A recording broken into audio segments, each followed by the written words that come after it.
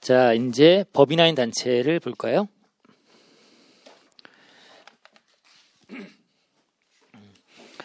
자, 이름이 이제 법인 아닌 단체죠. 법인도 아니고, 근데 개인도 아니고 또 단체래요.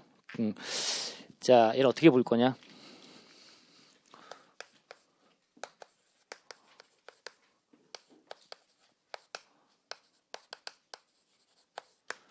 예, 부르는 말이 이제 미등기 단체라고 부르기도 하고요. 미등기 단체 또는 법인격 없는 단체 이렇게 부르기도 하고 여러 가지 부르는 용어가 있는데 이제 어떤 얘기냐면 일단 우리가 납세의무를 지는 당사자들은 이제 개인과 법인으로 구분하고 있잖아요. 우리가 개인은 소득세고 법인은 법인세고. 그래서 일단은 이제 법인이라고 하면 법인은 이제 법으로 인격을 부여받는 거예요. 근데 법인은 이제 설립 등기를 하면 등기가 이루어지면 이제 법으로 등기를 통해서 법으로 인격을 부여받는 거야. 법인격 이걸 부여받아서 자 이른바 이제 인격이라는 주제가 인격. 인격은 권리와 의무의 주체가 되는 자격을 말하는 거예요. 이제 권리의 주체가 되기도 하고 그에 따른 의무의 주체가 되기도 하고 자 우리가 권리라고 하는 건 보통 이제 소득으로 보시면 돼요.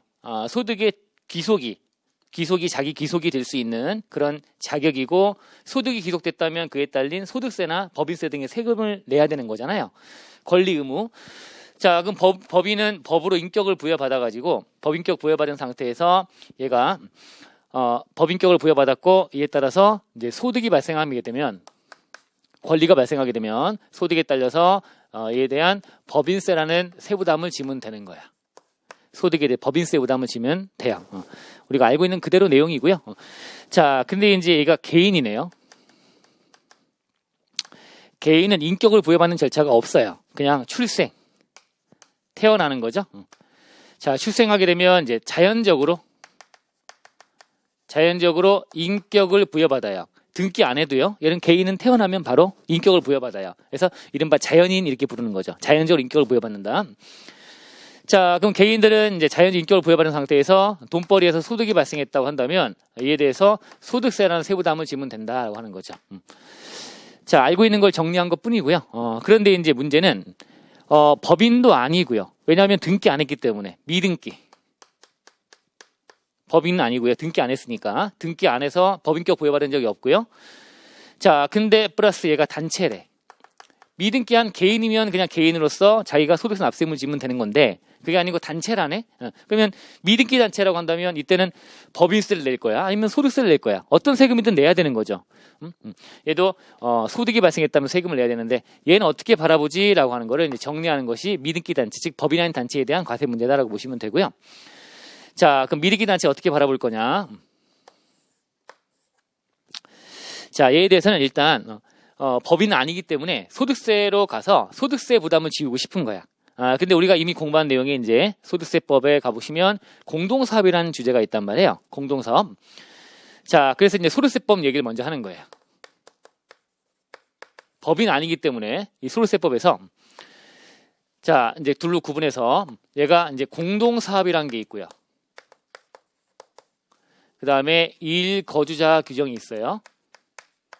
자, 뭐냐면 얘가 이제 법인 아니기 때문에 개인으로 납세의무를 져야 되는 거야. 근데 그 개인으로 납세의무를 질 때 개개인별로 각각 단체 구성원들이 세금을 낼 거냐 아니면 단체가 세금을 낼 거냐. 자, 공동사업으로 볼 때 요건이 뭐예요? 공동사업은 자 여기 단체에서 벌어들이는 소득을 이익을 이거를 각자가 분배를 받아간다라고 하는 거예요. 분배하는 비율이 있거나 비율은 없더라도 분배를 받아갈 수 있습니다. 서로 간에 분배 비율은 정하지 않았지만 그러면 출자한 비율대로 가져가겠지 뭐. 어쨌든 손익을 나눠 갔는데요.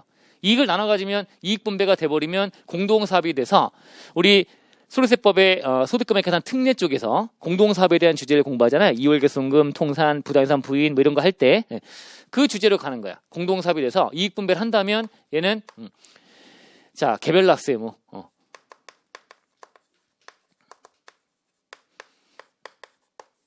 각자가 분배받은 거에 대해서 각자 세금을 내면 되는 거야. 여기다가 이제 플러스 알파 얹어가지고 그래서 각자 신고납부도 하고 하는 거 우리가 공부했잖아요. 그죠? 그런 주제로 가면 되는 건데 근데 이익을 분배하지 않는 데네. 그러면 얘는 법인은 아니기 때문에 소득세 부담을 져긴 져야 되는데 개별적으로 납세의무를 이행을 못하니까 이익 분배하지 않기 때문에 그럼 이거 어떻게 바라보지? 이익 분배하지 않으면 그러면 어쩔 수 없다. 단체 자신이 이익 거주자로 봐서 단체 자신이 납세물을 그냥 지는 걸로, 단체가 지는 걸로 이렇게 할 수밖에 없겠죠. 이게 기본적인 출발이에요. 그래서 제일 중요한 거는 이 미등기 단체가 법인 아닌 단체가 공동 사업이 돼버리면, 즉 이익을 분배해버리면, 그러면 개별 납세물 진다. 출발. 근데 이익 분배하지 않으면 그때는 어쩔 수 없이 그 단체가 납세물 진다. 이렇게 흘러가는 걸로 가면 되는데, 여기에 이제 우리가 지금 보시는 국세기본법이 여기 치고 들어가는 거야. 그래서 얘는 일단 이쪽 가서 과세하려고 했더니 이익을 분배해버리면 어쩔 수 없이 개별 납세물 지는 게 맞지만, 이익 분배하지 않는다는 전제하에서, 아래쪽에 이 전제하에서 일단 요건을 만족하게 되면 당연히 법인 보겠다, 승인받은 법인 보겠다는 게 등장하는 거죠. 이게 이제 우리가 지금 보시는 국세기본법. 국기법으로 와서 국기법에서 이제 구분해서 당연의제법인, 당연법인이라고 불러요. 짧게 당연법인.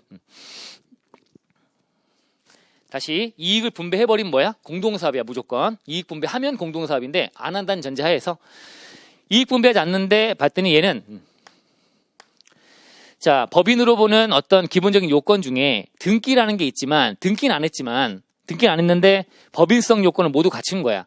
봤더니 얘가 인가 또는 허가 또는 법령에 따른 등록, 인허가 등록을 한 어떤 사람이 모인 단체이거나 재산이 모인 단체, 인허가 등록한 사단재단.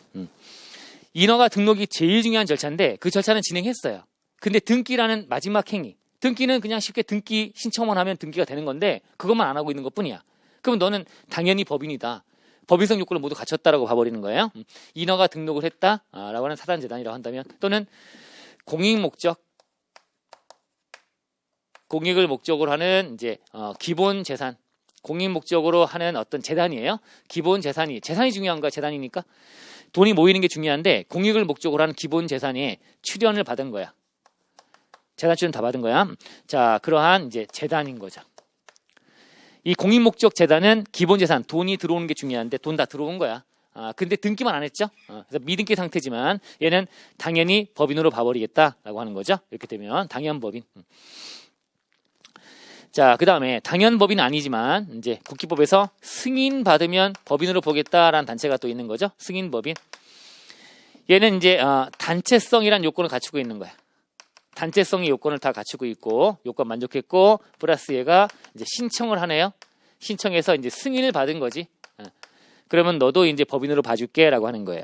이때 말한 단체성 요건이라고 하는 게, 단체라고 하는 거는 이제 구성원과 별개로 움직인다라고 하는 거죠. 그래서 단체의 대표자나 관리인이 선임돼 있고, 단체 조직과 운영에 관한 규정을 가지고 있고, 단체성 있는 규정을 가지고 있고, 단체 자신의 계산과 명의로 수익과 재산을 독립적으로 소유 관리하고 있다는 거예요. 단체 구성과 별개로 단체가 수익과 재산을 독립적으로 소유 관리하고 있다. 그런 요건을 만족한 다음에 신청이 들어가 승인을 받으면 그러면 승인법인 된다. 이렇게 돼버리면 자, 이때는 일거주자로 보지 않고 요때 법인세법의 적용을 받게 돼. 이제 법인으로 보는 국기법의 내용대로 판단됐다면 그 다음에 이제 법인 돼 버리는 거죠. 그래서 법인세 납세물 진다라고 보시면 돼요. 얘들은 이제 법인세 납세물 지면 되는데, 자, 문제는 이제 이익을 분배하지 않는다는 전제하에서 움직인 거잖아요. 이익을 분배해버리면 공동사업이니까 이익 분배하지 않는다는 전제이기 때문에 법인세 내는데 이때 법인세 낼 때 어떤 법인으로 봐요? 이익 분배하지 않으면 영리성이 없는 거죠. 영리성이라는 건 이윤 추구하되 이윤 분배까지 아우르는 게 영리성이고, 이윤 추구하지만 이윤 분배하지 않으면 비영리가 되기 때문에 얘는 법인으로 볼 때 얘는 비영리 법인으로 과세가 된다라고 보시면 되겠죠. 이른바 수익사업만 과세가 되는 비영리 법인으로 봐서 과세한다. 요게 기본적인 틀로 보시면 돼요. 요까지만 내용 정리하시고 판단하시면 되고요. 요 내용만 숙지하시면 그 다음에 이제 뭐 당연법인, 승인법인 관련해서 이런 요건이나 이런 것들 관련해서 뭐 당연법인, 승인법인 바꿔치기해서 말 표현 된다든가 여기 안에서 왔다 갔다 노는 거니까, 그래서 요 규정만 숙지하시면 문제는 충분히 풀 수가 있다. 자, 교재 가보시면 29페이지 하단에 법인으로 보는 단체, 법인한 단체 중에 법인으로 보는 단체. 요게 이제 국기법 규정이죠. 그래서 동그라미 1번은 인허가 등록 키워드, 동그라미 2번은 공익목적 출연 기본 재산이 있다는 거예요. 자, 여기에 1번, 2번 묶으시면 이게 당연법인. 얘는 조건 없이 무조건 법인으로 보겠다라고 하는 거죠. 인허가 등록, 그건 공익목적 출연 기본 재산 재단. 자, 그 다음에 3번은 이제 법인 의제 승인을 얻은 미등기 단체, 승인법인. 승인법인. 밑에 점 해서 단체의 조직과 운영에 관한 규정을 가지고 대표적 관리인 선임되어 있고, 다음 페이지 가시면 단체 자신의 계산과 명의로 수익과 재산을 독립으로 소유 관리하고 있다. 이런 요건을 만족했다. 그 상태에서 신청에 승인받으면 승인법인 된다. 아셨죠? 그래서 이렇게 요건을 만족하면 얘는 당연히 법인으로 본다 하면 틀린 지문. 얘는 신청해서 승인받아야지만 법인이 되는 거니까 얘를 여기다가 집어넣어버리면 틀린 지문 되는 거죠. 이렇게 바꿔치기해서 막 말장난치고 있다라고 보시면 되고요. 자, 여기 기본 내용이고 여기서 조금 얹으시면 자, 요거는 이렇게 세 개를 구분해 버리는 거야. 구분해서 이익 분배 해버리면 공동사업으로 개별 납세의무다. 끝. 그다음에 분배하지 않는 전자에서 이렇게 하면 되는데 이익을 분배하지 않는 단체가 가만히 있으면 만약에 당연법인 돼버리면 인허가 등록이나 이런 거면 당연법인이니까 얘는 논외로 치고 당연법인이 아니면 이 상태에서 이익 분배하지 않는 상태에서 가만히 있어버리면 이익 거주자 등으로 봐서 단체가 납세의무 지는 걸로 가는데 근데 얘가 이런 요건을 만족한 상태에서 승인을 받으면 승인법인 되는 거잖아요. 그러면 요놈이 이 두 개가 가만히 있으면 이건데 신청이 승인받으면 승인법인 되는 거니까 요 안에서 얘가 이제 승인을 받았어요. 승인 받았는데 얘가 다시 일로 가고 싶다는 거야. 왔다 갔다 하는 거를 올해는 이걸로 했다가 내년도 이걸로 했다가 왔다 갔다 하는 거. 신청해서 승인받았다가 다음 연도 되면 다시 승인받은 거 무시하고 나는 이걸로 보겠다. 돌아갈 수가 있느냐. 이거는 시간적인 어떤 제약을 만들어 놓고 있어요. 그래서 승인 받으면 승인법인은 얘는 승인 연도 플러스 이제 3년 승인 연도 플러스 3년간 얘는 일 거주자로 될 수 없습니다. 요는 승인 받으면 그 연도 플러스 3년간은 일 거주자로 돌아갈 수가 없다라고 보시면 돼요. 안 된다라고 보시면 되겠죠. 제약이 좀 있습니다. 한번 승인 받으면 행정 절차를 이제 유지하려고 하는 거예요. 행정 안정성이라고 하는 거예요. 이랬다가 저랬다가 매년 바꾸고 있으면 안 되는 거니까 한번 승인받으면 승인연도 플러스 3년간은 계속 승인법인 돼야 된다. 자, 근데 승인받았는데 근데 다음 연도가 돼서 3년간은 계속 이어져야 되는 건데 승인받은 연도 다음 연도에 이익을 분배해버렸네요. 이익 분배해버리면 승인 요건을 만족 못한 거잖아. 이익 분배하지 않는 게 전제인데 분배해버리면 일로 가야 되는 거 아닙니까? 그래서 일로 가버리는 경우는 그때는 바로 다음 연도에도 바뀔 수가 있습니다. 즉 얘가 승인 취소가 되는 경우는 예외예요. 자, 승인 연도 플러스 3년간은 거주자가 될 수 없다고 했는데 단 승인이 취소가 돼 버리는 거야. 요건 만족 못해서 취소 시는 자, 제외. 승인 취소가 돼 버리면 다음 연도에 바로 일 거주자가 돼 버립니다. 일 거주자가 아니라 뭐 이게 되겠죠. 공동사업이 되겠죠. 분배해 버렸다면 아니면 이 안에 이런 단체성 요건을 만족 못했다면 이때는 바로 일로 가서 일거자가 되는 경우도 있겠죠. 그죠? 이렇게 해서 이쪽으로 간다라고 보시면 돼요. 요건 만족 못해서 승인 취소가 돼버리면 그때는 제외가 되는 거고 그게 아니라면 승인 연도 플러스 3년간은 일거자가 될 수 없다. 말 문제. 요게 거기 다음 페이지 상단에 꽃표시 30페이지 상단에 꽃표시 조그맣게 법인으로 신청한 단체 승인받은 그 신청에 대해서 승인을 얻은 날이 속하는 과세기간과 그 과세기간 종료일부터 3년이 된 날에 속하는 과세기간까지는 일 거주자 또는 비거주자로 변경할 수가 없다. 다만 요건 맞추지 못해가지고 승인 취소가 돼버린 경우 그러하지 아니하다. 이 얘기를 지금 한 겁니다. 이렇게 정리해 놓으시면 돼요. 취소가 되는 경우가 아니라면 승인 연도 플러스 3년간은 다시 이쪽 돌아갈 수 없다. 최소 그 연도 플러스 4년간은 요 승인법인이면 승인받은 상태로 법인으로 납세의무 져야 된다. 라고 보시면 돼요. 자, 그리고 가로 2번은 이제 개인으로 보는 단체가 교재에는 나와 있는데 여기 위쪽 세 개로 보시면 되는 거죠. 공동사업과 그 외 일 거주자 등으로 보는 경우. 자, 거기에 박스에 있으니까 읽어보시면 되는 거고요. 여기 이제 최근에 개정된 부분은 뭐냐면 거기 동그라미 2번 예외라고 부르는 건데 하단에 자, 이게 이렇게만 구분되는 걸로 되어 있었는데 여기 안에 이 틀 안에서 이익 분배하면 개별 납세의무, 안 하면 단체 자신 납세의무 이렇게 이제 구분되는 걸로 소득세법의 규정이 이렇게 되어 있었는데 얘가 이익 분배를 하긴 하는데 다 하는 것이 아니라 일부만 하는 경우야. 그러면 일부만 하면 그 일부만 분배되는 거에 따라서 그 분배한 부분은 개별 납세의무 지는 거고 분배하지 않고 남아있는 부분은 일 거주자로 받아 납세의무 지는 걸로 이렇게 쪼개면 된다라고 하는 게 들어온 거예요. 명확하게 해석상 운용되고 있다가 그게 동그라미 2번 예외. 자, 해당 단체 구성원 중에 일부 구성원의 분배 비율만 확인되거나 일부 구성원에게만 이익이 분배된다는 거야. 그러면 밑에 박스 이익 분배하는 부분이 확인된 부분 나눠 갖는 부분에 대해서는 그 개별 납세의무를 지면 되는 거고 각자 확인이 안 되는 부분은 역시 이일 거주자 등으로 봐서 단체가 납세금을 지는 걸로 할 수밖에 없다. 쪼개라라고 하는 거야. 일부만 분배한다면 이렇게 하는 게 최근에 들어온 걸로 보시면 되고요. 자, 그 다음에 3번은 국외투자기구라고 나와 있는데 좀 지엽적인 얘기예요. 자, 1번, 2번에 위에 나와 있는 이런 분류 기준에 불구하고 국외투자기구, 해외 펀드, 역외 펀드라고 보시면 되는데, 자, 외국에 있는 비거주자가 우리나라에 들어와서 돈벌이 합니다. 그럼 비거주자는 국내에서 번 것만 과세합니다. 거주자는 무제한 납세무고 비거주자는 제한 납세무죠. 비거주자는 외국에서 번 거는 과세 안 하고 국내로 와서 돈벌이 하면 과세가 돼요. 자, 일단 출발 그거야. 비거주자는 국내로 와서 우리나라에 돈벌이 하면 과세가 되는데 얘가 그런 경우야. 근데 우리나라에 과세를 하기 싫으니까, 당하기 싫으니까 얘가 외국에다 펀드를 만들어 갖고요, 우회해 갖고 투자를 하는 거야. 그래서 세 번째 줄에, 두 번째 줄 끝에, 자, 그걸 막기 위해서 소득세법에서는 국내 원천 소득의 실질 귀속자를 국외투자기구로 봐버리는 거야. 우리나라에 들어와 있는 비거주자가 아니라 이자들이 외국에다가 펀드 만들어서 역외 투자를 통해 갖고 우회해 갖고 투자를 하니까, 자, 그 소득의 실질 귀속자가 국외투자기구다 이거죠. 그래서 세 번째 줄에 국외투자기구는 그 국외투자기구는 이일 비거주자로서 납세물을 진다라고 규정이 되어 있단 말이에요. 이일 비거주자로 봐서 납세물을 진다. 실질 귀속자가 국외투자기구 펀드니까 그 펀드가 외국에 있으니까 이일 비거주자로 봐가지고 납세물 진다라고 규정이 되어 있어요. 여기서 국외투자기구란 하면서 설명이 들어가 있는 걸로 보시면 되죠. 자, 근데 이 지문이 갖는 의미는 뭐야? 국외투자기구를 이일 비거주자로 봐버린대요. 국외투자기구는, 자, 밑에 여기서라고 하는 설명 읽어보시면 국외투자기구는 펀드이기 때문에 그 구성원에게 분배해 안 해? 분배해. 분배하면 뭐가 돼야 돼요? 공동사업이 돼서 그 외국에 있는 비거주자 등이 각자 납세물 지는 걸로 해야 돼. 복잡하잖아. 그죠? 그래서 그 단체를 뭘로 봐버리는 거야? 그냥 이일 비거주자로 봐버리는 거야.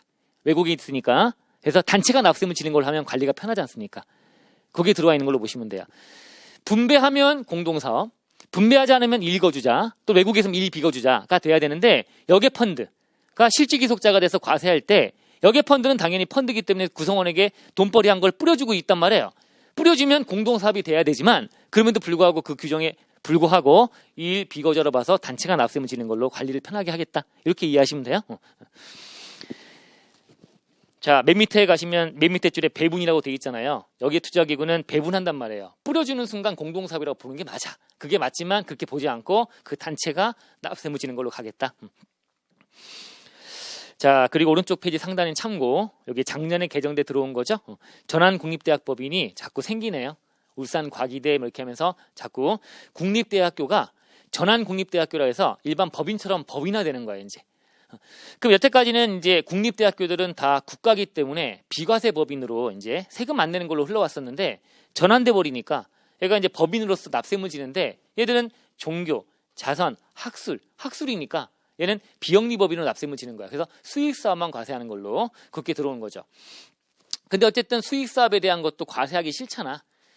여태까지는 세금 안 냈었는데, 국립대학이니까 세금 안 냈었는데 전환됐으니까, 법인으로 전환돼서 전환국립대학 법인 돼 버렸으니까 얘가 전환되면서 납세물 또 져야 된다. 그게 싫은 거지. 그러다 보니까 이제 이거에 대해서 특례를 만들어 준 거다라고 보시면 되고요. 그래서 넷째 줄에 보시면은, 자, 넷째 줄 중간에 전환국립대학 법인을 별도의 법인으로 보지 아니하고 국립대학 법인으로 전환되기 전에 그냥 공립학교로 봐서, 국가로 봐서 비과세 법인으로 인정해 주겠다라고 하는 거야. 특례.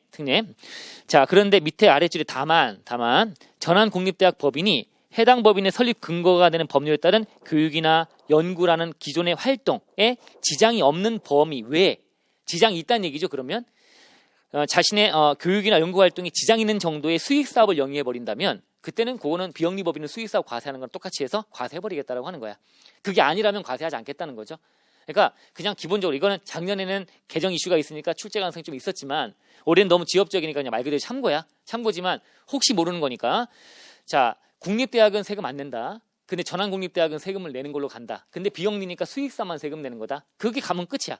그런데 과거처럼 세금 안 내는 걸로 유지시켜 주려고 해서 얘도 특례를 만들어서 세금 내지 마, 안 내는 것도 돼 라고 했지만, 다만 해서 수익사업에 대해서 과세하겠다. 어떤 경우라면 본연의 연구활동이나 교육활동에 지장을 줄 정도까지 수익사업 활동을 해버리면 그러면 너는 야 어쩔 수 없다. 야 너는 비영리법인으로 수익사업 과세하겠다.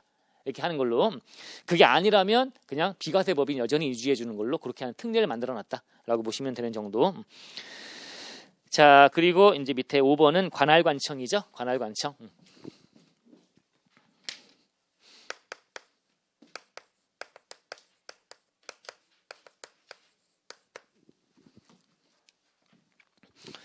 자, 관할관청은 첫 번째가 이제 우리가 신고하고, 자, 뭐 납부하고 일반적으로 신고 납부하는 과세 관할은, 자, 신고 당시에 그 당시에 관할 세무서한테 하면 되는 거야. 과세 관할은 관할 세무서장한테 하면 되는 거예요. 당연하죠? 신고 납부는 관할 세무서장한테 하는 거 아니겠습니까? 자, 두 번째. 자, 이제 반대로 결정하거나 경정하는 거야. 관할 세무서가 이제 납세자한테 결정 경정하는 거죠. 얘는 자발적으로 신고를 하는 거고, 반대로 납세자가 신고하는 거고, 반대로 과세관청에서 결정 경정할 때, 그것도 관할은 누구겠어요? 요 관할은 요 결정 경정할 당시에 그 관할하는 세무서장이 하면 되는 거야. 아셨죠? 자, 근데 이제 신고 납부에 대해서 관할 세무장이 하는 걸로 돼 있지만, 세무장한테 신고 납부하는 걸로 돼 있지만, 근데 우리가 뭐 전자신고 같은 거 보시면 부가세법 할 때 전자신고 뭐 세무계산서 이런 거 제출하고 하는 거, 전송하고 하는 거 누구한테 하는 거죠? 국세청장한테 하는 거죠. 그래서 관할은 신고 납부할 때는 관할 세무장이 맞지만 다만 뭐 어떤 특이한 전자신고나 이런 것들이 관련돼서는 지방청장이나 국세청장한테 할 수도 있다라고 하는 게 단서가 들어가 있긴 해요. 좀 지엽적이지만 그런 예외가 좀 있고, 얘도 특별히 별도의 어떤 규정을 만들고 있다면 관할 세무장이 아닌 자도 결정 경정도 할 수 있다. 자기 관할이 아니지만 이런 것도 예외적인 게 좀 있긴 있어. 근데 우리가 이제 중요한 건 뭐냐면 어쨌든 관할이 정해져 있는데 이 관할을 위반 시 관할 위반했대요. 그럼 내가 신고 납부를 세무서에다 하는데 내 관할 세무서가 마포 세무서인데 강남 세무서에다 한 거야. 그러면 신고의 효력이 있어 없어? 관할관청 어겨도 효력이 있다는 거죠. 이게 중요한 거죠. 위반 시 효력이 있다 없다? 얘를 위반해도 효력이 있다는 거야. 근데 반대로 결정 경정은 특별하게 규정이 되어 있지 않는 상태에서 내 관할 세무장이 아닌 다른 타 관할 세무장이 나한테 마포 세무서가 아니라 강남 세무장이 나한테 결정 경정하면 이거는 유효하지 않습니다. 얘를 효력이 없다는 거야. 요거 둘 구분하시는 거 하시면 돼요. 그래서 우리가 신고 납부할 때 관할 어겨서 신고 납부하더라도 가산세나 불이익이 따르지 않잖아요. 특히 그중에 납부는 당연히 그래. 납부는 내가 마포 세무서 관할인데 강남 세무서에다 세금을 내더라도 어차피 세금 낸 거는 한국은행에 국고 수납을 대행하는 한국은행에 돈이 다 들어가게 돼 있기 때문에 어차피 돈 이름표가 있는 것도 아니기 때문에 크게 문제가 안 돼요. 납부는 어디다 하면 되는 거야. 납부만 되면 되는 거야. 그럼 전혀 페널티가 없어요. 근데 신고에 대한 거는요. 관할 어겨서 신고에도 효력이 있다.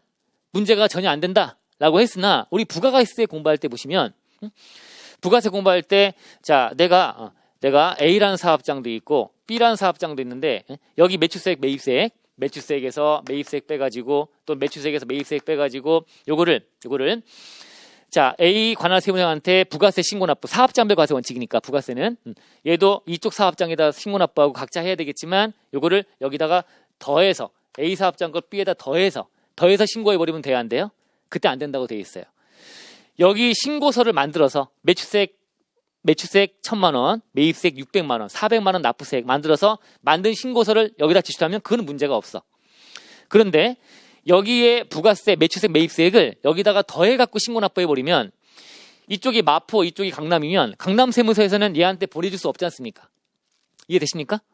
다시 자 관할 세무서를 어겨서 납부한 거는 전혀 문제가 없는데 신고에 대한 건 일단 국기법은 관할 어겨도 된다고 되어 있으나 이 얘기는 이쪽에 만든 신고서를 여기다가 제출했다면 이때는 문제가 전혀 없으나 얘를 더해갖고 나온 금액을 한꺼번에 여기다가 해버리면 이쪽 세무장 어떻게 이걸 분리해서 얘한테 보내줍니까?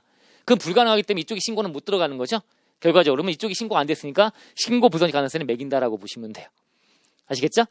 납부에 대한 건 가산세가 전혀 없어. 어디든 여기 세금 400만 원, 여기 300만 원이면 700만 원을 여기다 내든 간에 국고에 돈 들어가면 문제는 전혀 없으나 신고에 대한 거는 그러니까 우리 시험에 출제가 됐던 부분이 이쪽 세무서에 대한 이쪽 신고서에 이제 만들어서 제출한 것이 아니라 얘를 여기다 더하여 신고한 경우에는 가산세가 있는 겁니다. 여기다 더하여 신고한 경우에는 더해버리면 얘는 구분할 수가 없습니다. 따로 만든 신고서를 제출을 여기다 했다면 문제가 전혀 없으나 이쪽 신고서 들고 있었던 거야. 근데 강남세무서 볼일 보러 갔다가 이거 여기다가 제출할게요 라고 해서 제출하면 그럼 문제가 전혀 없어요. 그러면 이쪽 세무서장이 이쪽 세무장 마포세무장한테 보내줄 거란 말이에요. 그러면 이쪽에 받아갖고 신고 들어왔네 라고 하면 되는데 더하여 신고한 경우에는 이때는 페널티가 붙는다라고 보시면 돼요. 부가세 할 때 또 들어보시면 되는 얘기고요. 자, 됐고요. 자, 그리고 자, 밑에 이제 6번 읽어보시면 되는 내용이죠. 중장기 조대정책 운용 계획의 수립. 이런 것도 이제 교재에 없다가 과거에 출제가 한번 되면서 이제 들어온 거고. 자, 우리 이제 개요에 보시면 기재부 장관이에요. 기재부 장관. 기획재정부 장관은 효율적인 조세 정책, 조세에 관련하는 게 일반인들은 예측이 가능해야 되는 거 아닙니까? 우리가 중장기적으로 이렇게 운용 방향이 흘러갈 거예요라고 하는 거를 계획을 세워갖고요. 이거를 이제 알리고 해야 될 거 아닙니까? 그래야지만 예측을 하고 움직일 거니까. 자, 그래서 기재부 장관은 이제 5개 연도, 둘째 줄에 5개 연도 이상의 기간에 대해서 중장기 조세정책 운용 계획을 항상 수립해가지고요. 이거를 이제 만들어가지고 보고하고 막 그런 거야, 이제. 자, 그때 개요의 마지막 줄에 조세라고 하는 거는 항상 뭐랑 연계되는 거예요? 세금 걷어서 어디다 써요? 국가 재정에 쓸 거 아닙니까?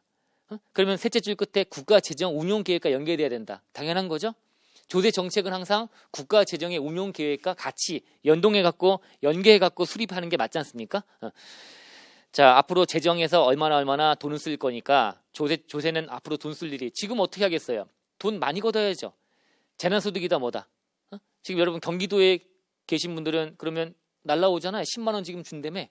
그죠? 재난지원금 10만 원 또 준 이재명 그죠? 그래서 또 준다고 하니까 또 받는다 이제 뭐 욕하다가도 돈 들어오면 막 이렇게 하면 기쁘다 지금 하고 있어요. 그래서 다른 선생님이 자 어쨌든 그런데 저는 서울에 있기 때문에 저는 못 받는 거니까 짜증나죠. 그래서 저 10만 원이 어디예요? 그래서 들어오면 소고기 한번 먹을 수 있는 거 아닙니까? 자 이제 우리 서울시에서 줘야죠. 그죠? 전체가 준다든가 서울시장은 지금 안 계시니까 그죠? 계시면 줄 텐데 그죠? 자 어쨌든 자 그래요. 자 그러면 이제 국가재정 운용계획 연계된다. 운용계획은 안 봐도 되고요. 밑에 기타 사항에 출제가 됐던 부분은 1번에 이 중장기 조대정책 운용계획을 만들어가고 수립을 하래. 수립할 때는 관계 중앙관서의 장과 협의하래요. 뭐 당연히 그렇다 넘어가시면 되는데 2번이 중요한 거야. 이 수립한 중장기 조대정책 운용계획을 자 어디다 보고한다고요? 국회 소관 상임위원회에 보고하는 거야. 국회 소관 상임위원회. 국회가 예산 짜서 집행하고 하는 거 아닙니까? 예산 통과되고 국회에서 모든 돈 관리하고 등등 하는 거잖아. 쉽게 말하면. 그래서 국회에다가 보고하는 거예요. 이걸 뭐라고 틀린 지문 만들었냐면 국무회의 심의를 거쳐. 자, 중장기 정책 운용 계획을 수립해서 이거를 국무회의, 국무총리하고 장관들 모여가지고 국무회의 심의를 거쳐갖고 통과시켜갖고 운용한다. 그건 아니야. 정부에서 행정부 내에서 자체적으로 운용하는 것이 아니라 국회랑 같이 연동해가지고 국회에다 보고도 하고 하는 거예요. 그래서 국회에 보면 소관 상임위원회가 있어요. 항상. 자, 상임위에다가 보고해가지고 그래서 운용하는 거다라고 보시면 돼요. 국무회의. 뭐 시험에 똑같은 지문이 또 나올까마는 어쨌든 그런 게 출제가 됐었다. 느낌을 가져놓으세요. 기재부 장관이 하는 거고요. 하는 거고 그 다음에 국회에다가 보고하는 거구나 정도 아셨죠? 다음 페이지 가시면 이제 보칙 나오네요. 보칙이 있고 뒤에 또 벌칙 같은 게 좀 있고 그래요. 보칙과 벌칙이 남았는데 자 보칙은 잡다한 내용들입니다. 그래서 일단 첫 번째 보칙은 납세 관리인이에요. 관리인. 납세관 아까 잠깐 납세 관리인 나왔죠? 송달 받아야 할 자 할 때 납세 고지나 납부 고지나 독촉은 납세 관리인이 하면 된다 이렇게 했는데 자 1번 체크 납세자가 국내에 주소나 거수를 두지 아니하거나 국외로 이제 주소 거수 이전한대요. 이런 경우라면 관리가 필요하니까 납세 관리인을 정하라라고 되어 있는 거야. 1번 체크 기본적인 얘기로 체크하시면 되고요. 당연히 납세 관리인은 누구겠어요? 변호사나 세무사나 회계사나 이런 자들이 되겠죠. 그런 자들이 납세 관리인이 될 거고요. 그 다음에 3번 납세 관리인 정했다면 이를 문서 동그라미 문서로 신고하래요. 세무사장한테 나 관리인 이렇게 정했습니다. 누구누구 정했습니다. 라고 신고해 달래요. 자 4번은 위에 3번에 따라서 뭐 이렇게 뭐 신고를 하고 해야 되는데 신고를 안 한 거야. 안 하면 어떻게 해야 되죠? 납세 관리인으로 정할 수 있대요. 아 직권도 가능하구나. 납세 관리인이 필요하면 직권으로 정할 수도 있구나. 그죠? 자, 사업의 관리인 등을 정할 수 있다라고 돼. 직권도 가능하다. 누가? 세무서장이 직권으로 할 수 있다. 그게 직권으로 못한다고 하면 틀린 질문 되는 거고, 직권도 가능하다. 자, 뭐 보자면 한도 끝도 없겠지만 이 정도 하시고요. 마지막에 이제 7번 가셔가지고 납세관리인이 갑으로 돼 있는데 세무서가 볼 때 얘가 못마땅한 거야. 관리가 잘 안 되는 것 같은 거야. 그러면 변경해달라 요구할 수도 있대요. 그 정도? 변경 요구 가능하다는 거야. 다른 데로 바꾸라고. 그래서 기한 정해가지고 변경을 요구할 수 있다. 만약에 변경해라고 했는데 변경을 안 하고 뻗팅기고 있네요. 그러면 납세관리는 정하지 않은 걸로 해버리는 거야. 관리인이 없는 걸로 봐버리는 거죠. 그거 못 믿겠다 걔는. 아시겠죠? 그래서 마지막에 없는 것으로 본다고 돼 있네요. 자, 납세 관리인이 좀 그나마 중요하니까 좀 본 거고요. 그 다음에 가로 2번은 고지금액 최제한 간단한 거죠. 부가하는 납부 고지. 과세관청에서 고지서를 띄워서 고지하려고 하는데 그 고지하는 국세하고 강제징수비 이런 거 합쳐가지고 합계가 10,000원 미만이래요. 10,000원이 안 되면 고지는 생략하는 거야. 고지금액 최제한. 과세 최제한과 마찬가지야. 고지 안 하겠다는 거죠. 고지 안 하겠다. 자, 고지할 국세 강제징수비 합계가 10,000원 미만이면 안 한다. 여기서 주의할 점은 인지세는 제외하는 겁니다. 인지세는 금액이 10,000원 미만도 고지하는 거야. 왜냐하면 인지세는 거의 다가 10,000원 미만이 많아. 고지 안 한다고 해버리면 인지세는 고지가 안 되는 거나 마찬가지야. 인지세는 수입인지 붙이는 이런 거 말하는 거예요. 그런 것들은 금액이 소액인 것도 많거든요. 뭐 10,000원 넘는 것도 있겠지만, 자, 그래서 이런 것들은 제외, 인지세는 제외한다는 거 하나 하고, 그 다음에 고지금액 최저하는 옛날부터 뭐가 중요했냐면, 아까 우리 국세기본법하고 개별세법 간의 관계 얘기할 때, 국기법에 어긋나는, 이게 국기법인데, 이 법에 어긋나는 규정을 개별세법에 둘 수 있느냐? 아까 17가지가 있었는데 지금은 17거 없다. 지금은 입장이 바뀌었기 때문에 그런 얘기 아까 했는데 그게 대표적인 거였어요. 이 고지금액 최저하는 이제 우리 여러분 알고 있는 부가가세 예정 고지, 소득세 중간이납 고지 할 때 얼마 안 되면 고지 안 해요? 30만 원. 소액 부징수라는 규정이 있잖아요. 거긴 30만 원이잖아. 여긴 얼마인데? 10,000원인데. 다른 규정이죠. 고지금액 최저한의 금액이 부가세 예정 고지나 소득세 중간이납 고지는 30만 원으로 금액이 상향돼 있는 거야. 그러니까 이거는 다른 규정을 두고 있다는 거죠. 그죠? 옛날 과거에 중요해. 지금도 뭐 물어볼 수 있어요. 다른 개별세법에 이걸 다른 규정을 두고 있는 경우가 없다. 그러면 틀린 질문 있다는 거죠. 여러분 알고 있는 예정 고지 30만 원 알죠? 직전기 납부세액이 60만 원 안 됐나 봐. 그럼 반 딱 자르면 30만 원 안 돼 버리면 안 날라온다는 거죠. 고지가 안 된다는 거야. 예정 고지가. 그 다음에 이제 3번은 국세행정에 대한 협조. 당연히 뭐 관계기관의 협조, 또는 자료 제출과 수집의 협조 이런 것들은 당연히 필요하겠죠. 뭐 그런 것들 읽어보시면 되는 거고. 3번은 체크. 3번. 맨 밑에 동그라미 3번. 장부 등의 비치 보존. 자, 과세관청에서 납세자가 신고한 내용에 대해서 확인해 보려고 한다면 장부 갖고 와봐 라고 했을 때 장부를 보존하고 있어야죠. 불태워버렸다고 하면 안 되는 거잖아요. 그죠? 장부는 최소한 몇 년간은 보존하라? 원칙이 5년간 보존하라. 5년간 보존하라. 자, 근데 5년간 보존한 게 맞는데 2월 결성금 공제를 받고 싶다면 2월 결성금은 지금 현재 10년간이었다가 2020년 소급해갖고 적용하면 15년으로 바뀌었단 말이에요 지금. 그러면 10년 15년 걸리는 거네요. 그죠? 그러면 5년간만 보존하면 안 되죠. 더 길게 보존해야 되는 거니까 네가 만약에 2월 결성금 넘어온 거를 올해 각서금액에서 2월 결성금을 공제받고 싶다면 그 공제받는 연도에 법정 신고기한 경과 후 1년간은 추가로 장부를 보존하라. 이 얘기는 뒤에 제척기간 할 때 그때 연동해서 같이 다른 거랑 그림 그려서 말씀드릴게요. 일단은 그런 게 체크. 얼추 느낌은 있죠? 그래서 장부 보존 5년이 맞는데 2월 결성금 공제를 받고 싶다면 기간이 길다 보니까 그때는 공제받는 연도에 법정 신고 기간으로부터 1년간은 추가로 장부를 보존하라. 확인해 보겠다라고 하는 거예요. 그게 제척기간과 연동된다. 좀 이따가 정리하시면 되고요. 그거 하나 체크해 놓으시면 되고 밑줄만 쳐놓으세요. 맨 밑에 줄 다만 2월 결성 공제하는 경우에는 공제하는 과세기간에 법정 신고기간부터 1년간 장부 보존하라 라고 밑줄만 쳐놓으시고 좀 이따 이해를 한번 해보시고. 자, 네 번째 포상금 지급이 나오네요. 포상금 지급. 이게 뭐 짜증나는 거예요. 포상금 지급이. 자, 뭔가 여러 가지 어떤 자료 정보나 이런 걸 제공하게 되면 일러라 이거죠. 일러라. 일르면 포상금 줄게 이런 거야. 일르면 포상금 줄게. 포상금 지급. 자, 어쩔 수 없죠. 좀 외울 게 있는 거죠. 자, 일단 첫째 줄에 다음에 어느 하나 해당하는 자에게는 20억 원의 범위 내 포상금을 주는데 그 중에 제일 센 게 탈세자료 제보자. 탈세자료 제보하게 되면 금액이 얼마로 상향돼요? 40억 범위 내 주는 거야. 최고 40억까지 주는 거야. 포상금을. 어마어마하죠? 로또죠, 로또. 그죠? 탈세자료 제보하게 되면 자, 40억. 제발 좀 일러라라고 하는 거예요. 그래서 회사에 이제 큰 회사들은 격리나 이런 것들 이제 하는 분들, 장부 뭐 기록하고 이런 것들 회계 업무나 이렇게 하는 분들, 이분들은 되게 이제 눈치를 많이 봐야 되는 거죠. 그죠? 회사가 떳떳하게 탈세 이런 거 없이 제대로 살아간다면 문제가 전혀 없겠지만 탈세나 이런 것들 조금 줄이고 이런 것들 하지 않는 법인들은 많이 없거든요. 거의 대다수가 이런 유인이 많이 생기고 세금 좀 줄이고 싶고 그런 게 있다 보니까 직원을 갑자기 해고하거나 하게 되면 이제 잃어버리는 거죠. 그죠? 이런 문제가 발생하니까. 자, 그게 두렵다가 돼서 이제 그런 겁을 주는 의미도 있을 거야. 그죠? 그래서 못하게. 자, 그래서 얘는 40억이다. 20억, 40억. 잘 보시고요. 그 다음에 밑에 다음의 경우에는 지급하지 아니한다라고 되어 있네요. 최하 금액이 있는 거야. 첫 번째 점. 탈세자로 제보했거나 은닉재산을 신고했는데 그에 따라서 이제 그 잃는 거 가지고 세금을 추징하려고 했더니 추징한 금액이 5천만 원도 안 된대요. 물론 5천만 원 작은 금액 아니지만 그 정도는 포상금 안 준대. 적어도 이제 거액이 돼야지만 포상금 주겠다. 최하 5천만 원 넘어가야 포상금 주는 거야. 자, 탈루세액이 5천만 원 미만인 경우는 안 한다. 첫 번째 점. 두 번째 거는 해외 금융계좌 신고 의무가 있거든요. 해외 금융계좌.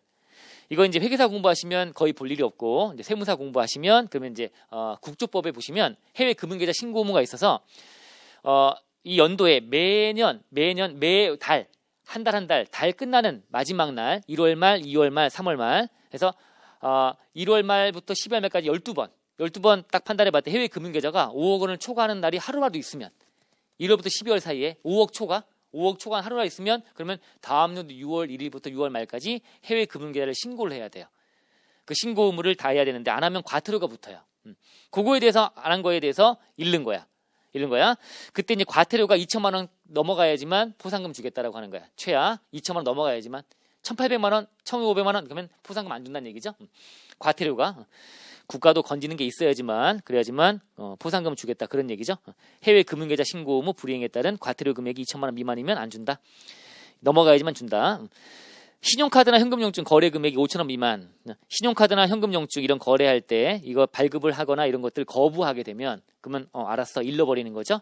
근데 뭐 4천 원짜리, 3천 원짜리 하고도 안 한다, 안 해준다라고 거부한다고 해서 하게 되면 포상금 없습니다. 적어도 5천 원 이상 되는 거래에 대해서 발급을 거부해야지만 포상금 주는 거야. 그 다음에 마지막은 공무원이 잃는 거죠. 공무원이 직무 관련해서 업무하다 보니까 탈루세액 같은 게 딱 발견되는 순간 갑자기 자기가 이제 이거를 잃는 거야. 그러면 포상금을 준다면 그러면 세무공무원 시험에 응시 인원이 무지하게 늘어나겠죠. 세무공무원 한 10년 하면서 계속 업무상 알게 된 걸 갖고 잃고 해서 포상금 받은 거 그걸로 먹고 살 거예요. 그래서 이건 안 준다라고 되어 있습니다. 공무원은 자기 일이니까 그 직무 관련해서 자료를 제공하거나 은닉재산 신고한 경우에는 안 준다. 공무원이 하면 안 주는 거야. 그다음에 밑에 한편 신고자에게 포상금 지급할 때 같은 사안에 중복 신고가 있으면 최초로 신고한 거에만 포상금 준대요. 포상금 받을 수 있는 상황이야. 그러면 이제 자기도 하고 와이프한테도 얘기해서 와이프도 신고하고 그죠? 다 해서 포상금을 다 식구끼리 받아가겠네? 친구한테도 친한 친구 있으면 알려주고 그러면 다들 해갖고 중복해서 제공되면 안 되잖아요. 그죠? 그래서 최초로 신고한 자한테만 준다는 거죠. 첫 번째 자한테만 주는 거지. 그래야지 안 그러면 이건 걷는 것보다 배보다 배꼽이 더 클 거야. 그죠? 한 4명, 5명 와버리면. 그죠? 그래서 최초 신고자에게만 준다. 됐고요. 이제 세부적인 내용이 이어지는데 밑에 첫 번째가 그나마 이제 올해 개정도 됐고 하니까 탈세자료 제보자에 대한 포상금은 조금 개정된 사항이 있습니다. 자, 뭐냐면, 자, 둘째 줄에 다음에 각 기간이 지나 해당 절차가 모두 종료되어라는 것도 개정됐는데 사실은 그 아래줄에 나와 있는 거 개정된 거야. 다 개정인데 밑줄이 좀 잘못 쳐 있는 거나 마찬가지예요. 보세요. 무슨 말인지. 일단 탈세자료 제보를 했어. 그럼 이제 과세관청에서는 얘가 갑이란 자가 탈세했다고 지금 제보가 들어왔네? 그럼 이제 뭘 할까요? 가서 이제 조사해보고 탈세 얼마 했는지 알아보고 하겠죠? 그런 과정이 진행되는 과정에서 이 탈세자다라고 되면 갑이 잃는 거야. 근데 을이 탈세했다고 갑이 잃는 거야. 그래서 을을 조사해보겠죠? 근데 을이 항변해. 자기는 억울하다고. 아니라고. 그냥 불복 들어가고 막 그런 거야. 그러면 아직 금액이 확정된 거 아니잖아요.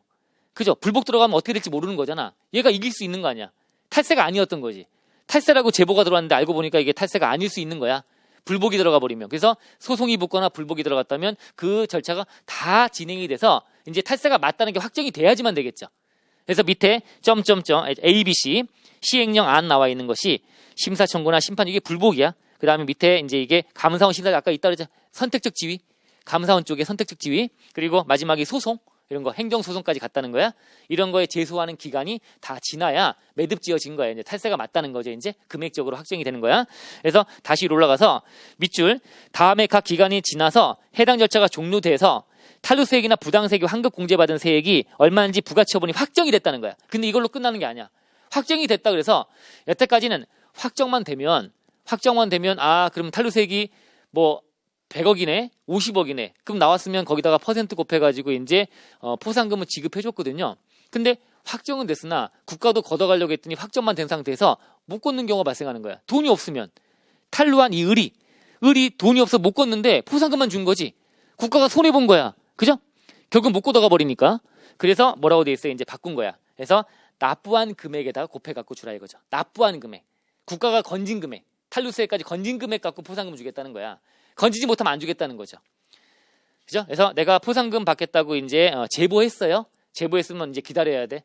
절차가 진행돼서 다 확정될 때까지 기다리고 그리고 나서 열심히 국가가 나서서 걔한테 추징을 해서 납부가 된 금액이 나와야 그래야지만 이제 얘가 포상금 주세요라고 이제 할 수 있는 거야. 그래서 또 절차가 이어지는 것이 다음 페이지 가보시면 자 동그라미 2번 가보실게요. 먼저 탈세자 제보자에 대한 포상금 신청 절차 및 주의사항이 나와 있습니다. 그래서 과세관청은 부가처분 등이 일단 확정이 되고 탈루세액 등이 납부까지 돼야 돼요. 납부 아시겠죠? 납부까지 됐을 때 그 금액이 있어서 위 동그라미 1번에 따라서 위에 나와 있는 그 박스에 따라 포상금을 이제 주는 거예요. 이제 주는 경우에는 그 제보자한테 이제 지급 신청할 수 있어요. 그 사실 절차 어떻게 하면 돼요?라는 사실 통지하래요. 그럼 그때 비로소 통지받아가 그때 이제 포상금을 신청해서 받아가는 거야. 납부까지 돼야 되는 걸로 바뀐 거야. 합리적으로 바뀌었죠? 여태까지는 국가는 그냥 무턱대고 줬다가 나중에 세금 못 걷어가면 국가는 포상금 왜 줬냐? 걷지도 못할 건데 이렇게 돼버리는 일이 많이 발생했기 때문에 그래서 안전장치로 납부까지 돼야지만 된다. 바꿨고 그래서 그 위에 나온 표에서도 개정딱지 붙어있죠? 시행령안. 탈루세액 등이 납부된 금액이라고 출발하는 거잖아요. 이제 그 위에 상단에 박스에 왼쪽이 상단에 탈루세액 등이 납부된 금액 가지고 와서 그 금액 가지고 이제 주겠다는 거고 그 금액이 5천만 원 이상이라고 돼 있는 이유는 아까 5천만 원 미만이면 안 준다고 돼 있어. 점점점 할 때 5천만 원 이상 거기다 20% 곱하고 15% 10% 5% 올라가는 걸로 돼 있네요. 꽤나 많은 금액의 포상금을 받아갈 수가 있겠네요. 자 납부까지 돼야 된다. 이게 개정이 됐고 자 그 아래쪽에는 이제 은닉재산 신고자. 그러니까 우리가 잘 보시면 탈세자 제보자에 대한 것만 잘 보세요. 걔는 얼마 한도야 또 한도가 20억이 아니고 40억. 탈세자 제보자는 40억이 한도야. 나머지 포상금 지금 20억이 한도인데 얘는 40억까지 받을 수 있다. 금액도 크고 탈세자 제보자는. 그리고 올해 개정된 납부까지 돼야지만 된다라고 하는 거. 자 그렇게 보시면 됐고 다음 페이지 가시면 은닉재산 신고자에 대한 포상금 3번. 자 이거는 20억이네요. 탈세자 제보자만 40억이구나. 은닉재산 신고자. 누가 세금 안 내려고 재산을 빼돌려갖고 은닉해 놓은 거야. 그걸 이제 알아내가지고 이제 잃는 거죠. 은닉재산 신고자에 대한 포상금. 얘는 20억이 맥시멈이고 얘도 5천만 원이 안 되면 안 준다고 되어 있고요. 그래서 5천만 이상으로 들어가 있고 이렇게 보시면 되죠. 그 율 같은 거 외울까요? 못 외워요. 외울 거 아니고요. 그냥 그렇게 포인트만 잡아서 말 문제 나올 수 있는 거 40억, 20억 이런 것들. 그 다음에 신용카드나 현금 영축 이런 것들 발급 거부하게 되면 포상금 주는 거. 맨 밑에 200만 원 한도고요. 그 금액이 1,000원 미만이면 안 준대요. 1,000원 넘어가야 준다. 최소 1,000원 넘어가야 된다. 200만 원 한도로 한다. 이렇게 들어가 있고. 오른쪽 현금 영축 의무 발급 사업자 관련된 건 마찬가지입니다. 200만 원 한도고 10,000원 미만의 금액은 1,000원 미만 없는 걸로 하고 그리고 이제 박스 나와 있고. 자 넘어가시면 되고요. 그리고 6번 가보시면 타인 명의 사용자 신고자. 타인 명의 남의 이름으로 사업하는 자를 신고한 거야. 명의대여 같은 거 해가지고 막 하고 있는 거 이런 것들을 신고한 거야. 그럼 포상금으로 건별로 100만 원 줍니다. 100만 원. 100만 원. 자 타인 명의로 하게 되면 남의 이름으로 사업하여 갑이 사업하는데 을 명의로 돼 있는 걸 내가 확인했으니까 잃는 거야. 그럼 100만 원 받아가는데 갑이 사업하는데 을로 사업자 등록내서 사업하는 거야. 타인 명의로 남의 명의로 그걸 실렸어요. 근데 그 을이 갑의 배우자야. 배우자는 타인으로 보지 아니한다. 기억나시죠? 부가세 할 때 나오는 거죠? 배우자는 타인으로 안 본다. 또 밑에 A번 보시면 직계 존속도 비속도 부모 자식 간도 마찬가지야. 직계 존비속과 배우자 이렇게 이런 자 명의로 사업자 등록을 하고 사업을 한다면 이때는 그러하지 아니하다. 포상금 주지 않는다고 되어 있습니다. 다만 나와 있는 거 그렇게 보시면 되고요. 밑에 해외 금융계좌 신고 의무 위반자에 대한 포상금. 요거 아까 봤는데 아까 과태료 얼마? 2천만 원 넘어가야지만 준다고 했던 거 아까 그죠? 자 누군지 봤고 자 여기는 계정 딱지가 붙어 있는 건 뭐냐면 해외 금융계좌 신고 의무 위반에 대한 포상금 주는 과태료 그 기준되는 과태료가 정해져 있거든요. 근데 과태료를 문다면 과태료 물린 거 가지고 받아가지고 포상금을 지급하면 될 텐데 근데 얘가 과태료 무는 것이 아니라 징역 사는 거야. 징역 감옥에 간 거지. 내가 해외 금융계좌 신고 의무 위반한 자를 신고했더니 얘가 과태료를 내는 것이 아니라 감옥에 가버리면 그럼 포상금 못 받는 거 아니냐? 그때 주겠다는 거야. 주겠다는 거야. 자 그게 자 거기 밑에서 넷째 줄 가로 열고 징역형에 해당하는 경우에는 징역 그때는 과태료 중에 제일 높은 구간의 기준을 준용해서 계산된 금액 가지고 그 과태료 계산된 금액처럼 계산해가지고 그래서 포상금을 지급하겠대요. 징역을 살더라도 과태료 낸 것이 아니라 국가도 뭔가 받아갖고 포상금을 줘야 될 거 아닙니까? 그게 맞지만 징역형에 들어갔다 하더라도 그때도 포상금을 주겠다라고 하는 거야. 그때는 과태료 부과 기준의 최고 높은 구간이 이게 50억 초과 20% 구간이거든요. 이 구간을 준용해서 계산된 금액으로 포상금 지급할 수 있다는 규정이 들어왔죠. 여기 이제 개정사항이다라고 보시면 되고요. 얘도 역시 20억이 한도네요. 20억. 40억은 뭐만? 아까 탈세자료 제보자. 걔만 40억, 나머지는 20억이고 아까 뭐 명의대여 이런 것들은 건별로 100만 원이고 이렇게 좀 소소한 것도 있고 됐고요. 다음 페이지 가시면 이제 타인명의 금융자산 신고자에 대해서도 뭐 있네요. 1,000만 원 이상인 신고건별로 100만 원 포상금. 요 보칙에 나와 있는 포상금 제도는 나름대로 나오면 좀 대박이니까 이게 이런 것들은 좀 체크했다가 나름 공부하시면서 막판에 평상시 외울 건 전혀 아니잖아요. 이거 어떻게 외우고 다닙니까? 그죠? 막판에 좀 초치게 할 것들은 페이지를 접어놓는다든가 아니면 옆에다 메모한다든가 해서 그래서 포스트잇 같은 거 책상에 붙여놓는다든가 이런 것들 공부하면서 지금 아직 시험인지 뭐 한 달 안 남았잖아요. 회계사 쪽은 세무사에 좀 여유가 있지만 자 그러면 지금부터는 공부할 때 그때 막판에 좀 외우고 싶은 것들 나오면 옆에다가 메모해서 자꾸 모아야 돼. 그리고 모은 것만 막판에 막 외우는 거죠 이제. 나중에 봐야지 라면서 뭐 접어놓는 것도 약간 좀 나중에 안 볼 수 있으니까 항상 그런 옆에다가 노트 하나 만들어서 막판에 외울 거 해서 딱딱 체크 그때 하시는 걸로 좀 하시고요. 자 그 다음에 포상금 지급 시기는 개정 딱지도 있지만 너무 지엽적이라서 그래서 뭐 넘어가도 될 것 같고요. 밑으로 가보시면 이제 가로 5번이 서류 접증의 교부. 분명히 내가 과세관청에 서류를 접수했는데 근데 연락이 왔어요. 한 달쯤 있다가 왜 안 보내냐고. 아니 보냈는데? 그러면 다툼이 되는 거 아닙니까? 항상 우리가 뭔가 흔적을 남겨야 되는 거야. 그게 서류 접증이라고 하는 거야. 서류를 보냈다면 접수증을 받아야 되는 거예요. 근데 내가 서류를 접수증을 받아야 되는데 전자적인 방법으로 신고한 거야. 그러면 접수증도 전자적인 방법으로 나한테 줍니다. 전자신고 같은 거 하게 되면 전자적인 방법으로 바로 뜨니까 우리가 출력해가지고 이제 우리 신고할 때 받아가 갖고 있고 막 그런 거예요. 그래서 동그라미 1번은 접수증. 자, 둘째 줄 끝에 가보시면 이 경우에 납세자 등으로부터 신고서 등을 정보통신망 통해서 전자적인 방법으로 제출받았다면 그런 전자적인 방태로 통보할 수도 있다라고 들어가 있고 동그라미 2번은 접증을 교부하지 않을 수 있다라고 하는 거야. 어떤 경우냐면 우편으로 보냈다든가 어떻게 보내줄 거야 접증을? 우편으로 보내줘야 돼요? 우편 또는 팩스로 보낸 거야. 팩스 보내면 팩스 보낸 거에 어떻게 접증을 줄 거야? 또는 세무서에 가면 이제 신고함이 있어요. 신고함 조그맣게 그 신고함에다가 투입하고 간 거야. 그럼 신고함 옆에 세무공무원 앉아 있다가 투입할 때마다 접증 줄게요 이렇게 못 한단 말이에요. 그죠? 그러니까 이때는 접증을 교부하지 않을 수 있다. 아셨죠? 우편, 팩스, 직접 투입. 우편, 팩스, 직접 투입한 경우에는 그때는 접증을 교부하지 않을 수 있다. 그 다음에 6번은 불성실 기부금 수령단체의 명단 공개. 이게 원래는 이제 작년까지는 고액 상습 체납자의 명단 공개라고 들어가 있었거든요. 근데 고액 상습 체납자 명단 공개하는 것도 이것도 국세 징수 관련된 거라 해서 국지법으로 이관돼 버렸어요. 없어진 게 아니고 그쪽 가면 나와요. 그래서 고액 상습 체납자 체납 기간이 1년 이상 체납을 했고 금액 2억이 넘어가는 경우에는 그 명단을 공개해서 창피하게 만들어갖고 세금을 걷어가겠다 이런 거거든요. 안 내고 못 빼기게 그런 명단 공개를 하는 건데 근데 그게 국진법으로 가버렸다. 그래서 그거 말고 나머지만 남아있는 거야. 나머지 중에는 그나마 이제 불성실 기부금 수령단체 이런 거죠. 기부금 수령을 하고 영수증 같은 거 끌어주는데 불성실하게 뭔가 부풀려갖고 끊어주고 막 이런 거야. 장난친 거죠. 관리가 제대로 안 되는 이런 경우에는 이제 그 단체를 명단 공개하겠다라고 하는 건데 오른쪽에는 공개하지 않는 사유. 자, 명단 공개는 일단 공개돼 버리면 큰 창피를 보는 거 아닙니까? 이게 이제 문제죠. 우리 연예인들 뭐 보면 뭐 불미스러운 어떤 그 연루돼 가지고 창피당해 가지고 이제 사라지는 연예인들 많지 않습니까? 근데 한 2, 3년 정도 있다 보면 조그맣 기사거리가 나와서 그게 소송까지 갔는데 승소했대요. 그게 아니었던 거지.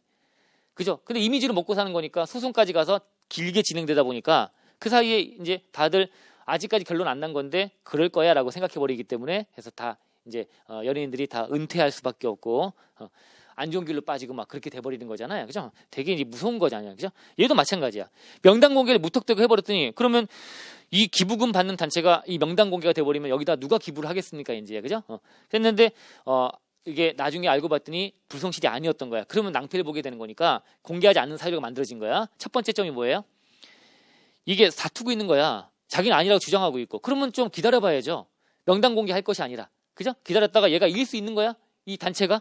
기부금 수령 단체가 불성실이 아닌 거야. 그죠? 그렇게 될 수 있으니까 일단 다투고 있는 경우에는 명단 공개하지 않겠다. 그 다음에 공개 실익이 없다. 실익이 없다 이런 경우도 있다. 공개해봤자 의미가 없는 거야. 전혀 창피할 애가 아닌 거야.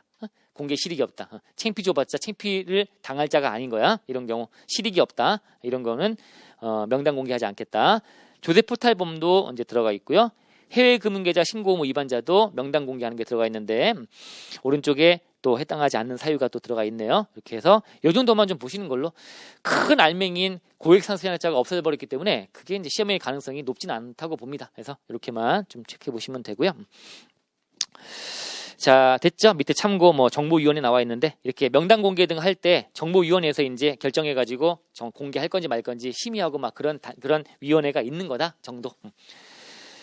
다음 페이지 가보시면 이제 7번에 지급 명세서 자료의 이용, 지급조서라고 많이 불렀던 지급 명세서 여러분 아시죠? 원천 인수한 다음에 1년치 몰아갖고 다음 연도 2월 말 3월 10일까지 지급 명세 제출합니다. 그러면 이제 각자 소득이 얼마인지를 국가는 또 파악하게 되는 것이고 이런 자료가 들어왔는데 이 자료를 이제 이용한다는 거야. 자, 그래서 이제 이런 자료들은 이제 비밀 유지라고 하는 게 철저히 지켜져야 되겠지만 그런 규정 등에 불구하고 첫째 줄에 세무서장은 소득세나 법인세법 규정에 따라 제출받았던 이런 이자나 배당에 대한 지급 명세서 이런 것들을 밑에 지급 명세서는 어떻게 활용될까요? 누가 돌아가시면 상속 일어나게 되면 재산 남긴 게 얼마인지 판단할 때 금융재산 얼마 있는지 파악해야 될 거 아니야. 그런 것들은 자유 이용할 수 있다는 거야. 이제 비밀 유지 의무에 불구하고 이런 자료로 그래서 돌아가신 분의 남긴 재산을 파악해 보려고 요 자료를 이용할 수 있다. 또 탄류된 거에 혐의 인정할 만한 자료가 확인됐다면 이런 경우 또 근로장려금 같은 거 당연히 이런 것들 확인해야지만 신청자 자격이 되는지 확인할 수 있거든요. 이런 것들을 할 때는 이런 자료가 이용될 수 있다라고 보시면 돼요. 어쨌든 과세관청이 알았던 어떤 자료 이런 것들은 대외적으로 외부에다가 돌리고 비밀을 유지하지 않고 막 공개하고 하면 안 되는 거거든요. 그런 대원칙에 불구하고 이런 것들은 가능하다라고 하는 거고 밑에 8번은 통계자료 작성 및 공개. 정신없죠 여러분들 그죠? 그래서 지금 뭐 포기했죠? 그죠? 제가 저 혼자 읽고 막 그렇죠? 이게 그렇게 중요한 건 아닌 것들이야. 아닌 것들이 약간 포상금 쪽에서만 약간 40억, 20억 그런 거 몇 가지 주의할 것들 해놓으시면 되고 그나마 이제 올해 개정된 사항이 작년과 올해 연달아 개정된 것이 39페이지 가시면 거기 통계자료 작성 공개에서 7번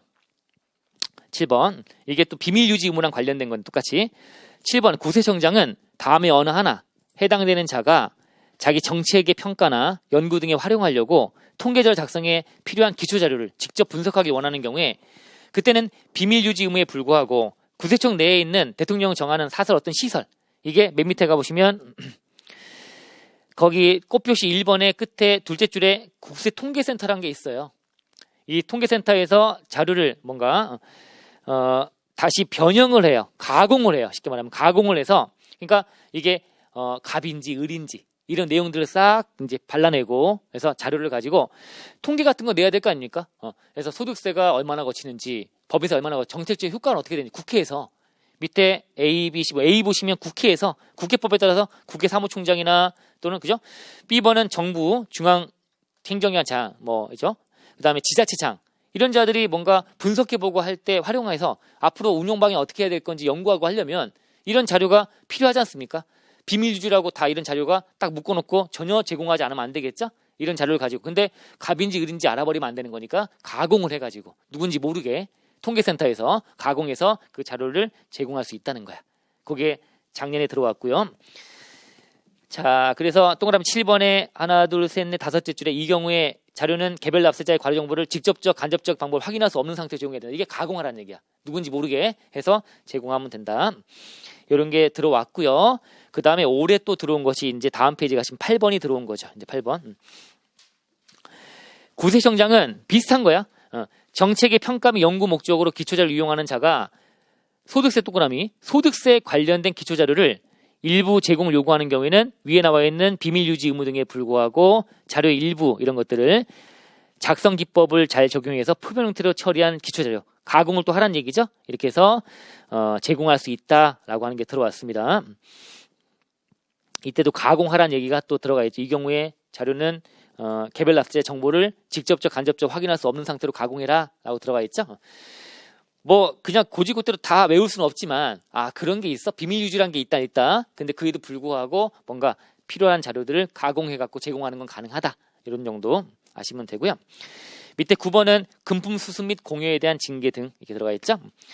세무공무원이 뭐 한테 금품을 주거나 그죠? 금품을 요구하거나 하면 돼야 안 돼요? 안 되겠죠. 그죠? 뇌물 같은 것들 주고받으면 안 되는 거야. 그래서 동그라미 1번 세무공무원이 직무 관련해서 금품을 수수했을 때는 자, 5배 이내 징계 부과금, 부과 의결을 해서 징계위원회에 요구해야 된다 돼 있죠.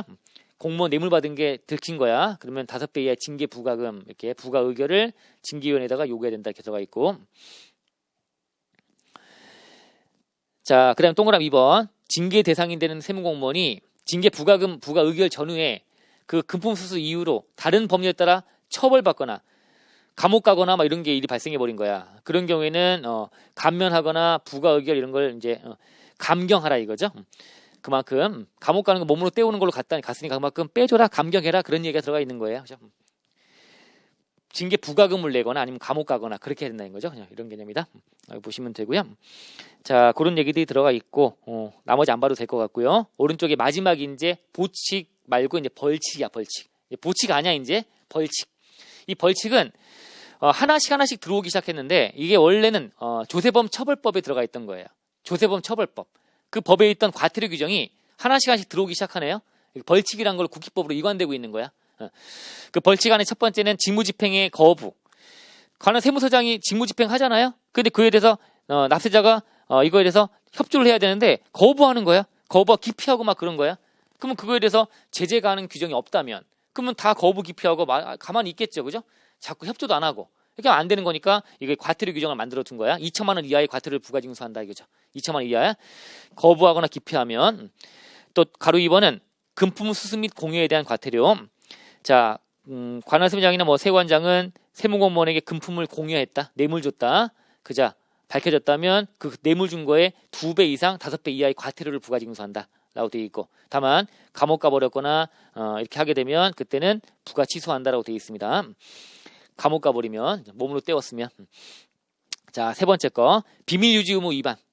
비밀 유지 의무 아까 예외적인 상황도 봤지만 원칙은 비밀 유지해야 되는 건데 비밀 유지하지 않고 떠벌리고 다니고 막 그렇게 돼버리면 2천만 원 이하의 과태료 부과징수하고 이때도 감옥 가버리면 그만큼 취소한다라고 되어 있습니다. 이렇게 이런 것들이 다 벌칙으로 들어와 있습니다. 과태료 규정, 과태료. 자, 그럼 이렇게 2천만 원 이하에 만약에 1,000만 원만큼 과태료가 날라왔어요. 근데 나는 안 내. 내기 싫어.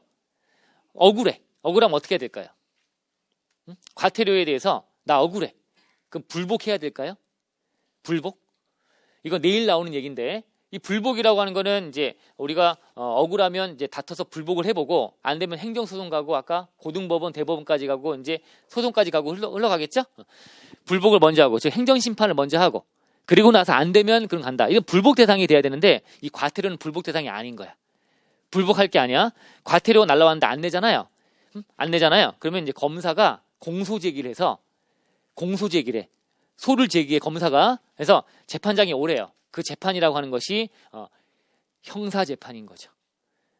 형사재판. 우리가 하는 행정소송이 아니야. 행정청과 다투는 것이 아니라 국가를 상대로 한 형사재판. 그래서 형사소송이 가는 거야. 형사소송. 행정소송이 아니야. 갈 길이 달라. 그래서 과태료는 불복 대상이 아니다. 하나. 내일 또 얘기할 거지만 과태료는 불복하는 게 아닙니다. 과태료는 불복하는 게 아니야. 불복이라는 걸 할 수 없어. 억울하면 안 내고 기다리면 돼. 그러면 검사가 공소장 날라와갖고 공소제기를 해가지고 이제 형사재판으로 오라고 할 거야. 거기가 다투면 되는 거다 이거죠. 즉 갈 길이 다르기 때문에 불복, 국기법에 따르는 불복 절차를 진행할 수가 없다. 갈 길이 다르다. 과태료는 그런 얘기가 들어오게 된 거예요. 그 배경이 여기 국기법에 이게 들어오다 보니까 과태료가 들어오다 보니까 자 과태료까지 봤습니다. 조금 정신없는 내용들을 봤습니다. 자 그래서 이런 것들을 체크해서 몇 가지만 좀 가져가시는 걸로 해보시고요. 우리 아까 식사하기 전에 봤던 내용들이 더 중요한 것이고 자 됐고요. 자 그리고 이제 2장 넘어가 2장 넘어가시면 이제 납세 의무가 나오는데 자 시간이 금방 읽고 넘어가는 것도 시간이 많이 걸렸네요. 자 2장의 내용 경향 분석도 하고 하는 것들은 뭐 잠깐 쉬었다가 진행해 볼까요? 그래서 잠깐 좀 약간 피곤하시죠? 졸리기도 하고요. 식사하신 다음에 눈 좀 붙이시고요. 한 다음에 잠깐 쉬었다가 2장 내용 들어가도록 하겠습니다. 2장이 제일 중요합니다. 2장이 제일 중요해요. 잠깐 쉬었다가 진행할게요.